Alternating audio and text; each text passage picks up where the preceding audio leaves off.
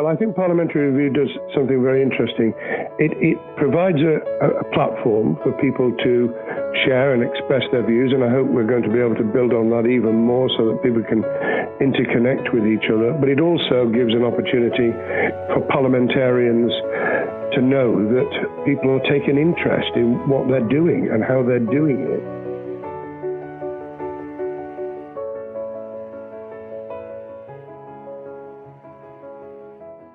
Hello and welcome to the Parliamentary Review podcast, the podcast that focuses on leadership.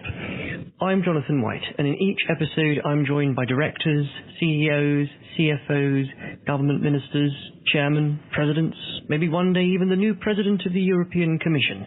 That is, if I can find anyone who knows who the new one will be. The aim is to discover who these people are, the people who get up each morning and make Britain work. We learn about how the weak pound is affecting companies' profits, to the latest government policy on illegal narcotics, and of course the innovation and success in the country that make it all worthwhile in the end. We also get their take on the current political and economic state of the country. Later on in this episode, you'll have the chance to hear our exclusive interview with Lord Blunkett, former Home Secretary, former Education Secretary, and of course, the current co-chairman of the Parliamentary Review. But for now, we're joined by Andrew Robertson, the Managing Director of McClure Solicitors.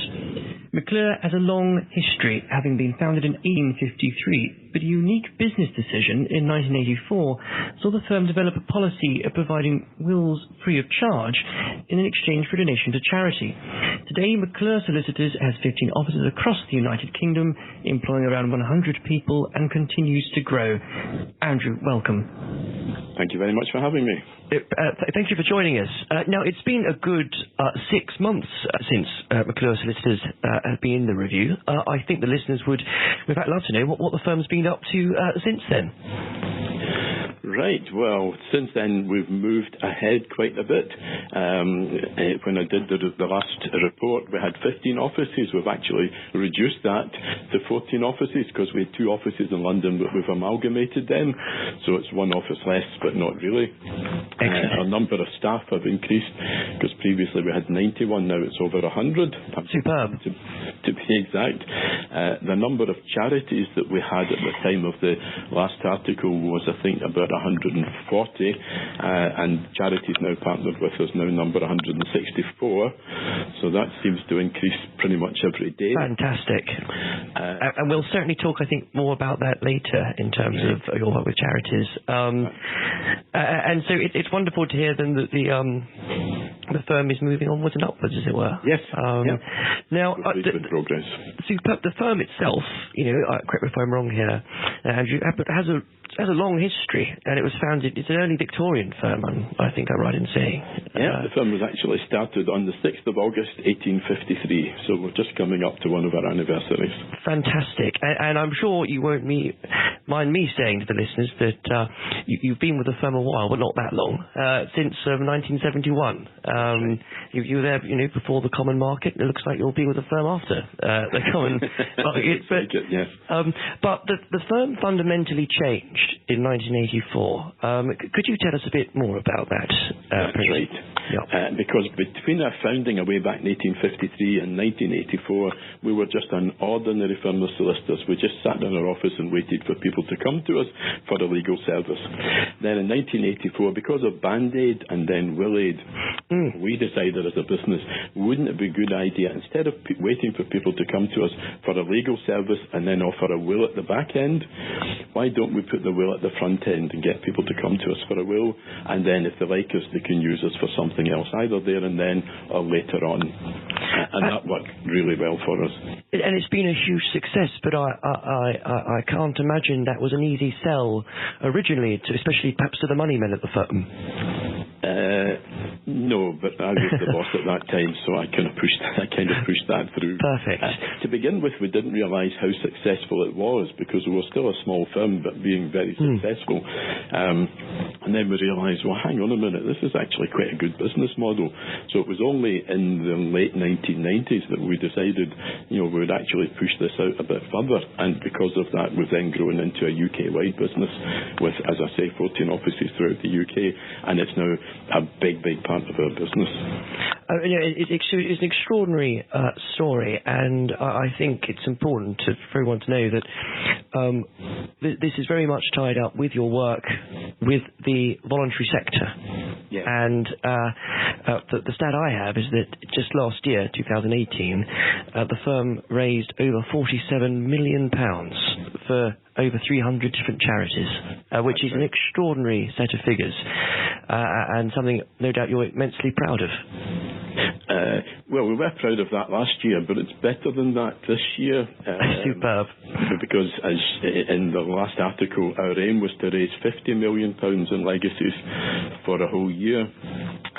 For the first half of this year, January to the end of June, we've already exceeded 30 million. So if we do the same in quarters 3 and quarter 4 as we did in quarters 1 and 2, then we'll be on 60 million. Well, I mean, a huge congratulations, and that's just marvellous.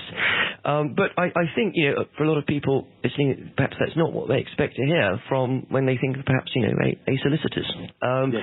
How did this relationship with this sector start? It actually started with Macmillan Cancer Support, because we had their authority, many years ago. We weren't partnered with them at that time, although we are now. And at that time, we had their authority. If we marketed on social media, on local radio, particularly on Smooth Radio, offering a free will service for a donation for Macmillan Cancer Support, we had their authority to do that. We did that for a year or so, and it raised a lot of business for us and a lot of money for Macmillan. And partly, largely as a result of that, we're now on the panel of providers for Macmillan's will service. So it was a big step up for us. Absolutely. And speaking perhaps more broadly, given you operate, as you've said, offices around the country, what do you see at the moment, Andrew, is really sort of the biggest challenges facing the sector as things stand? There's many challenges. That's the one thing when we think about provision of legal services, we just think about challenge. Challenge in many, many ways. Not that long ago, when I became a partner in McClure's in Scotland, there was something like 6,000 solicitors, and there's now 12,000. And the volume of work hasn't increased, the population hasn't increased, so there's more people servicing the same number of people. So that's a challenge. Another challenge is the commoditisation of legal services. When I started, you went to a solicitor and the solicitor did the work, and it was normally a solicitor or a partner that would do the work. But these days, so much of what solicitors do is being commoditised. We've also got competition, particularly in England and Wales, from alternative business structures, and serious competition from unregulated providers. Our main service is wills and powers of attorney, and of course you don't need to be regulated to provide those, so we compete with an awful lot more people. So it is really challenging. I read this morning in one of my articles that the profitability of Scottish law firms has dropped by 26% in the last 10 years. It's quite a chunk. So that's quite a chunk. So if that's not challenging, I don't know what is. Absolutely, but go ahead, Andrew. Yeah, and you've also got the threat from social media. Social media is one of these two-edged swords. It's very good if you use it properly, but it shines a spotlight on the services provided by solicitors. It does. A spotlight that was never there before, which is not a bad thing, but it means if you're not doing a good job, you'll be found out even more quickly than before. And it's interesting, I think, you bring that up, Andrew, that this aspect social media is now playing, and certainly not limited to the law sector, as it were, but yes, it does bring this new element in that we just never had to consider before. And is it something you think that's been mostly for the benefit of for the consumer, for example? It depends how you use it. We use social media. We generate a lot of our business from social media, particularly on the inheritance tax planning side, which used to amaze me. But promoting our services on social media actually works for us. So it is a two-edged sword. If you use it well, it's a good thing. If you are not providing a proper service, then it can be a very bad thing. A fantastic point, I think. So, given there are stresses on the sector, let's say and maybe this is a bit of an unfair question, Andrew, but let's imagine you were Secretary of State for the day, maybe just for the afternoon, after lunch, and you had 5 hours to change the law to the benefit of the sector. What is it that the government and the Secretary of State, what is it you would do, I think, in that scenario? Actually, I don't think I would do anything. It's not the law that needs changing. It's solicitors that need, if they want to move with the times, and the times are moving very, very fast. Never mind Brexit. Then they have to, they have to gear up. They have to stop and look at their business. If they keep doing what they've always done, then they'll survive, but they won't thrive. If they want to be innovative, find their own space in the market and provide a quality service. Because whatever anybody says, there's always a quality service that's needed, and that's generally a face-to-face service, which is what we provide. Online wills, for instance, are fine, but there is no face-to-face service, and therefore we don't provide those. So I think if you're innovative, which I like to think McClure's has been, absolutely, then the opportunities are there. We're thriving, but despite the challenges.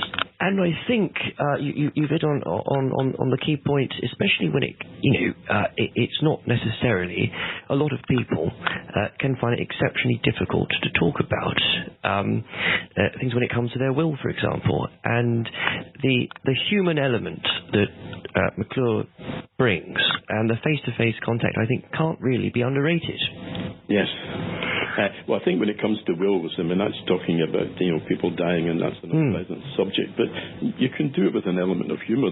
One of the tools that we use is we let all of our clients know that we have 100% money-back guarantee, and if they are paid for service and they don't die, then they'll get all their money back. Now it's a joke, but it gets the point across to them, and it takes I don't want to think about dying.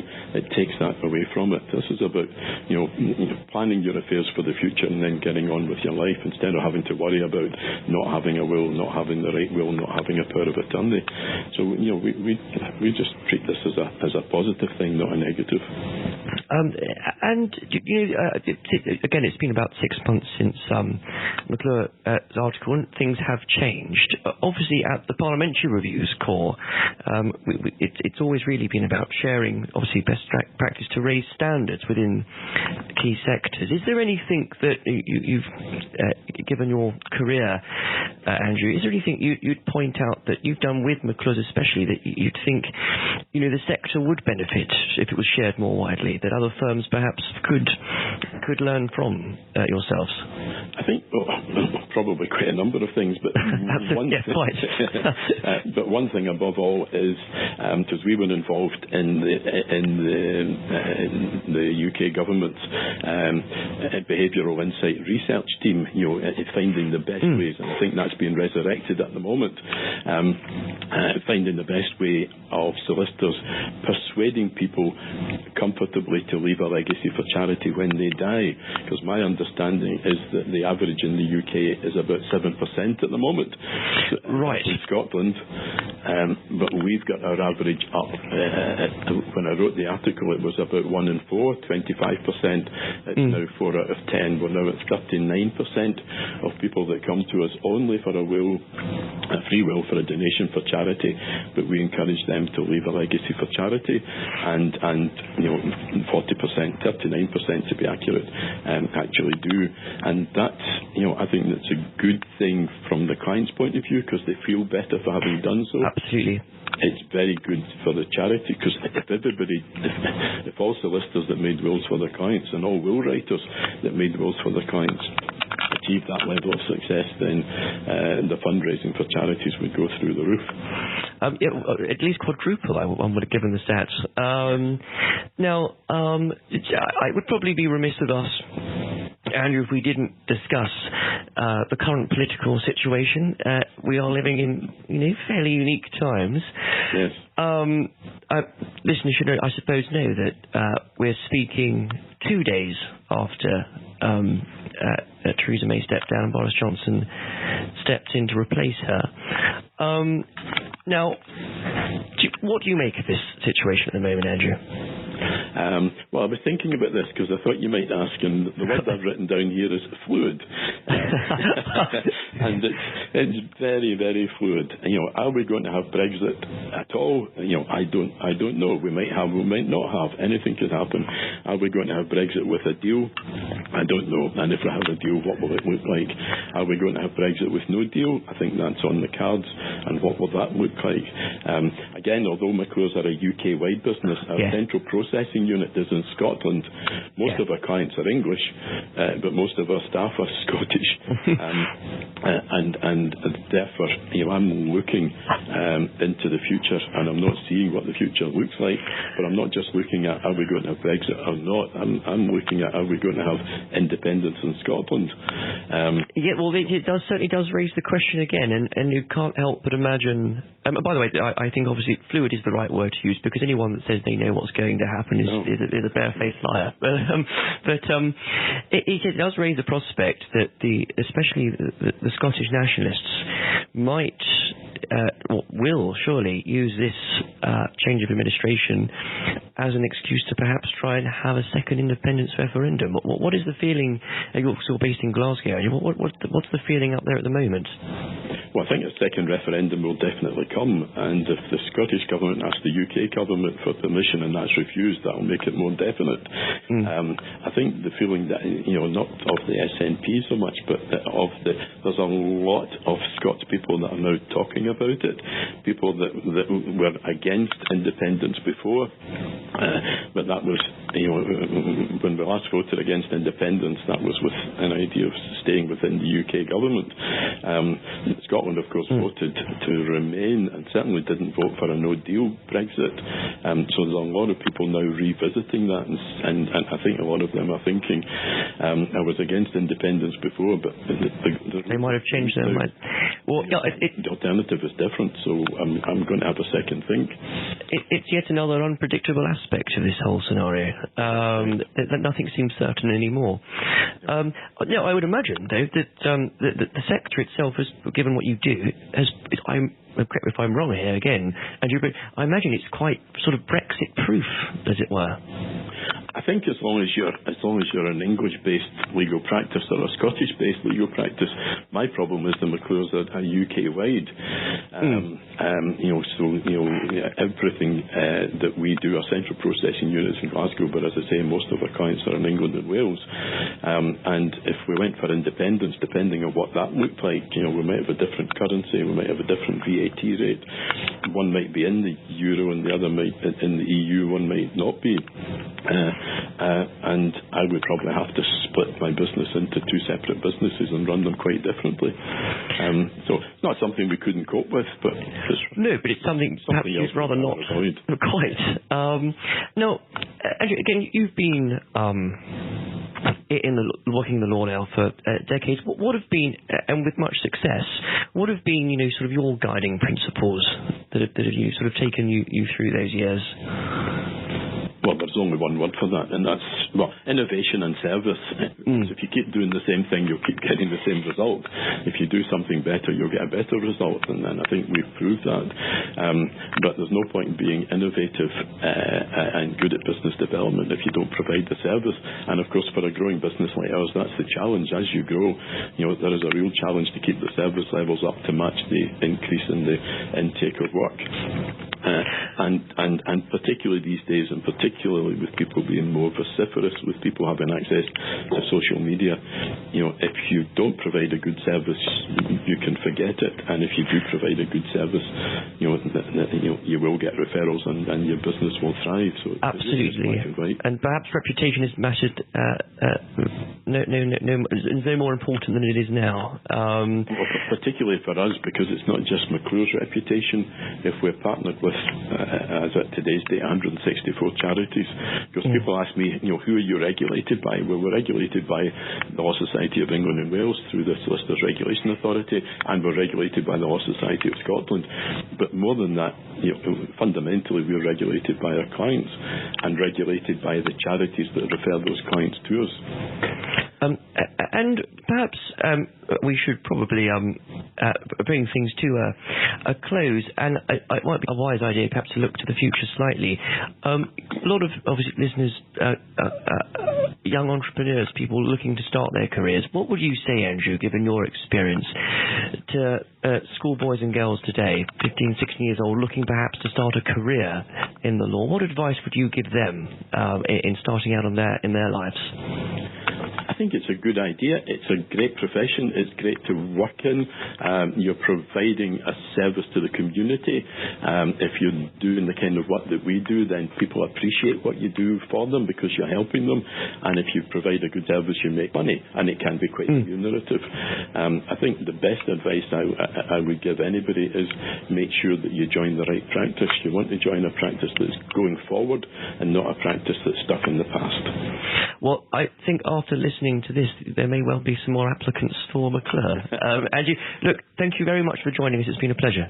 Okay, Jonathan, thanks for that. Thank you. Goodbye. Bye now. I hope you all enjoyed our chat with Andrew, and especially learning more about the challenges facing the sector and how the whole team at McClure Solicitors are continuing to raise standards. A company that has and continues to demonstrate that running a for-profit business in no way excludes a firm from giving back to society. If Andrew can't make some people change their unfairly negative opinions about lawyers, I'm not sure who could. If you haven't heard it before, coming up now is our conversation with the Parliamentary Review's co-chairman, David Blunkett.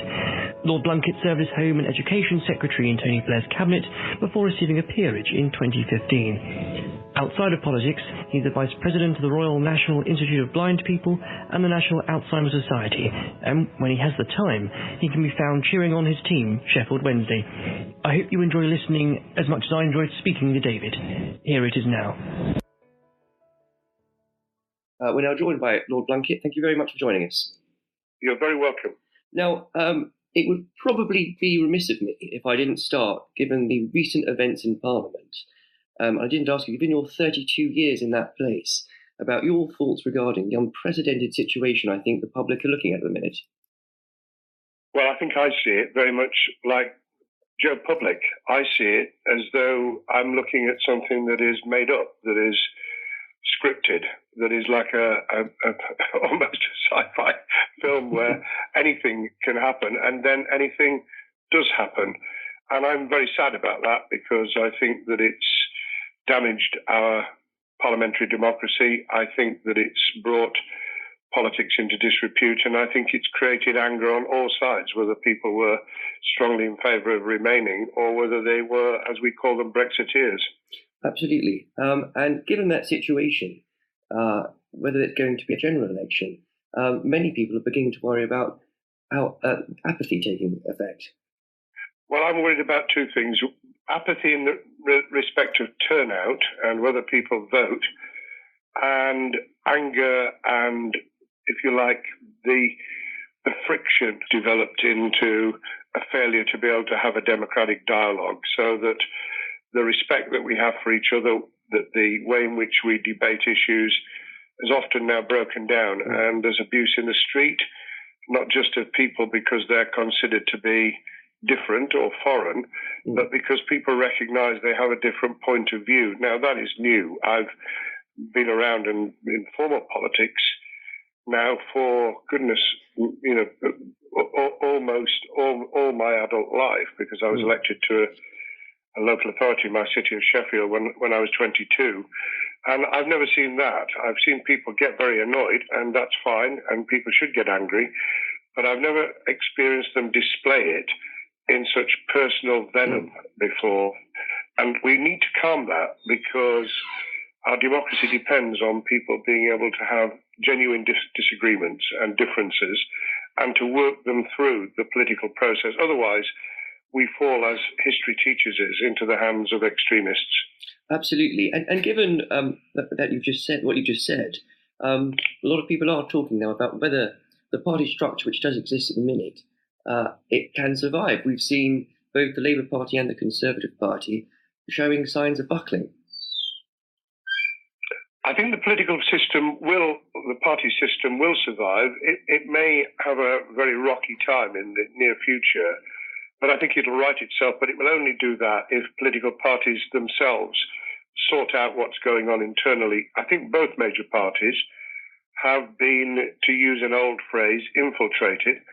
Came across a prominent minister just outside the cabinet whose current chair of their Conservative Association was the UKIP candidate against him back in 2015.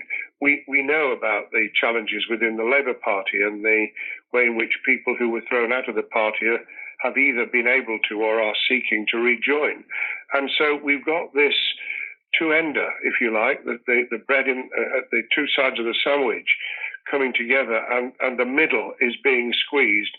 Now, there's academic work to say that actually the electorate aren't all that keen on centre parties, particularly at the moment.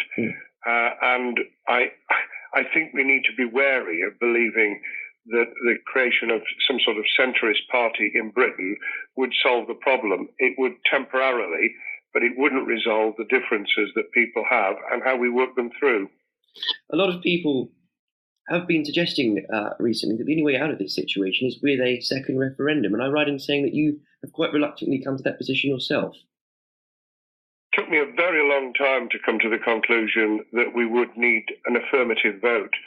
I resisted it because I come from and represented an area deeply disaffected, feeling the effects of deindustrialization and then the austerity measures on the back of the global meltdown, and felt in my bones, which is why I wasn't one of those who thought we were easily going to win the referendum for Remain in 2016, that you need to deal with the underlying problems and causes of that disaffection.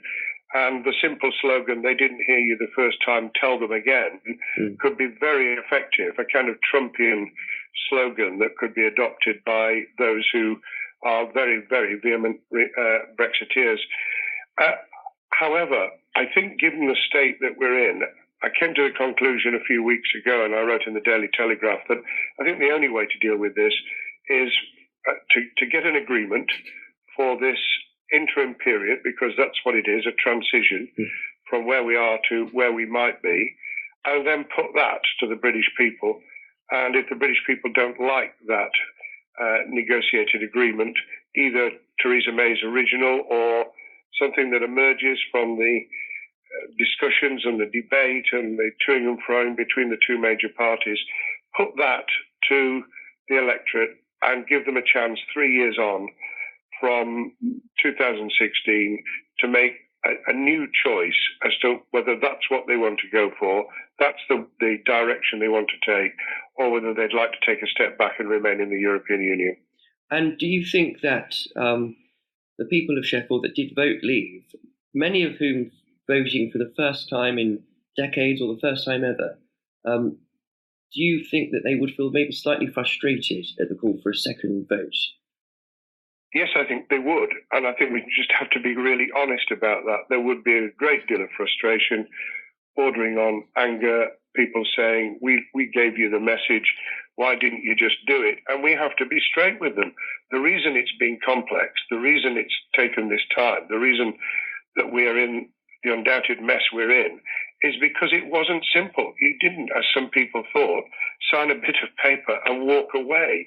This is a complex, interconnected, economically, socially, in terms of our trade and our relationships, not just within the European Union, but with the European Union's agreements across the world. This is a complex issue. And to pretend otherwise is not to give people what they want. It's to patronize them and say, yes, we don't think you were wrong. We don't think that you got it wrong when you thought it was a simple way out. I think you just have to be straight with them, and they'll be angry. I mean, people are angry with me when I walk around in my own constituency and say, what are you up to? And I say, I'm up to trying to speak the truth. I'm up to trying to say it as it is, as I always have done. Absolutely. Now, given all of that, one would expect the governing party to perhaps be somewhere between 20 points and to 30 points behind the opinion polls, but they are not. And there has been an awful lot of criticism of the leadership of the opposition regarding that. Would you have any advice for the leadership of your party? Well, I think belatedly, from the beginning of April, the two parties realised that they were going to sink separately if they didn't actually try and make an effort and at least display some endeavour to work together. I think had there been two different leaders post-2016 referendum, this would have happened a great deal earlier. It hasn't, but it can now. And it is remarkable that in the circumstances that the government have found themselves, not just in not being able to get the kind of deal that some people wanted, not even being able to hold all their party together, but actually being totally riven publicly with cabinet responsibility having broken down, to find themselves only marginally behind, or even on opinion polls through March, marginally in front of the Labour Party is astonishing. And once this period is over, I think Labour will need to take a very long, hard look at why the British people have not turned, as they often do, to what is called Her Majesty's opposition.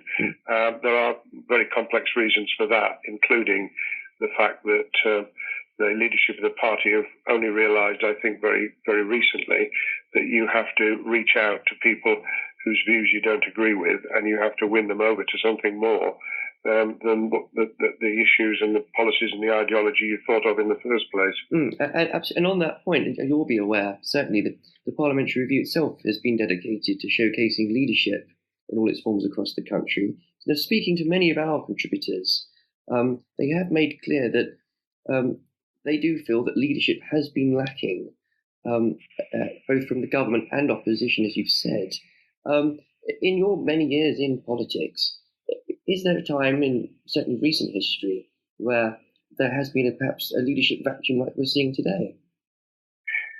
I think we find in Britain an interesting paradox. People want strong leaders, but they want leaders that listen and are responsive. And the two don't always go together. I've lived through the period of both Margaret Thatcher and Tony Blair, two leaders who knew what they wanted to do and were prepared to put it on the line. I've lived through Ted Heath and John Major, who were less clear. Ted Heath on Europe, yes, but not on much else. John Major really trying to mop up after the controversial and divisive Thatcher era, where they showed a different style of leadership. Now, they were portrayed as being weak. I don't think that's always the case. I think that you can have leaders who are very clear what they want to do, but to turn on its head the Marxist slogan, speak softly and walk with a big stick, they can actually do the job clearly and decisively. Clem Attlee was such a person, and in many ways so is Harold Macmillan. And those are the kind of leaders where you don't get bombast, you don't get, I know best and I'm going to push this through, but you actually get someone who can genuinely create a coalition of the willing, but has a clear idea about their values. And I hope we'll return to that. Absolutely. And I think one of the strengths of the review has always been its sense of bipartisanship. Well, I think Parliamentary Review does something very interesting. It provides a platform for people to share and express their views, and I hope we're going to be able to build on that even more so that people can interconnect with each other. But it also gives an opportunity for parliamentarians to know that people are taking interest in what they're doing and how they're doing it, and therefore to get the message that they've got to reflect outwards. We need both. We need the input into the system. We need voices. We need ideas. We need experiences through Parliamentary Review inwards, but we also need to ensure that the way in which our politics works is reflected outwards, so that people firstly understand how the system works, secondly the complexity and difficulty of it, and thirdly the way in which they need to tell us, I mean I'm in the upper house now, but to tell us as parliamentarians what they think and where we're going wrong, and for us to listen. Absolutely. And on that point, you've been in public service for most of your life, Arnold Blunkett, ever since Sheffield City Council. I mean, in that time, what are the key lessons you think you've learned in the best way for policymakers and those at the coalface to communicate and work together? I've learned that actually there is enormous wisdom out there, and if you're prepared to engage and to listen, then your views might actually change. Mine have on a number of issues, particularly social issues, what small L liberal issues over the years, going in the opposite direction, it has to be said, to most people as they age. And you need to ensure that you've reached out to sufficient people to create that coalition that allows you to make progress, and that you won't create everything you want and change everything you want for the better overnight. It will never happen. There's no days where everything's done and we can all wash our hands of it. That's fine.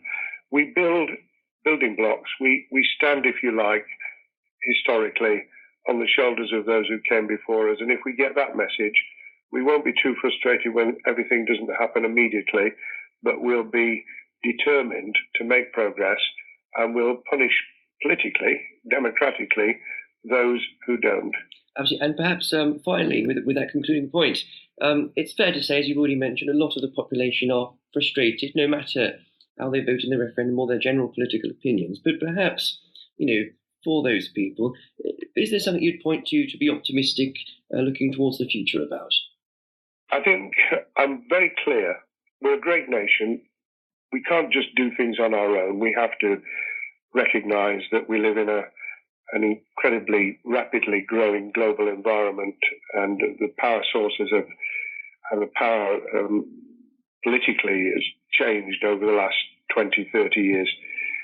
But we are creative, we are innovative, and we will pull through, and we'll do it because we won't have anyone else to blame anymore if we come out of the European Union, and we'll need to literally pull our socks up and do it ourselves. In the end, my message is clear. Nothing is ever as good as it seems at the time, and nothing is ever as bad. And we've come through difficult times in the past, and we'll come through again. Lord Blunkett, thank you very much. Thank you, Jonathan. As always, it's been a pleasure interviewing and learning from our guests. I hope you all enjoyed listening. Until next time, I'm off with a jagged hair to raise a glass to raising standards. Goodbye. Thank you very much for listening to our podcast. You can find every episode on iTunes, YouTube, and Spotify. The views expressed by guests in each podcast are their own. They do not represent the opinions of the Parliamentary Review, Westminster Publications, Lord Pickles, Lord Blunkett, David Curry, or any other guests on the podcast. If you'd like to know more about the Parliamentary Review, please visit our website at www.theparliamentaryreview.co.uk.